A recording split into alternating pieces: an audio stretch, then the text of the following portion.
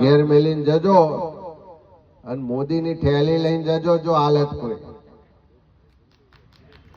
એ અનાજ એટલા માટે આપે છે કે કોંગ્રેસની સરકારોએ તમારા રેશન કાર્ડમાં પહેલા બીપીએલ ના સિક્કા મારી આપ્યા, ફરી અંત્યોદયના સિક્કા મારી આપ્યા અને 2013 માં કોંગ્રેસની દિલ્હીની યુપીએ 2 સરકાર સોનિયાજી મનમોહનસિંહજીએ તમારા રેશન કાર્ડમાં રાષ્ટ્રીય અન્ન સુરક્ષા અધિકાર નેશનલ ફૂડ સિક્યુરિટી એક્ટ નો કાયદાનો સિક્કો માર્યો એટલા માટે અનાજ મળે છે.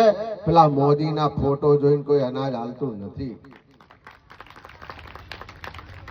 એટલે માહિતીનો અધિકાર, શિક્ષણનો અધિકાર, અનાજનો અધિકાર, પેલા મનરેગામાં રોજગારનો અધિકાર, 72,000 કરોડ રૂપિયાના દેવા માફ કર્યા.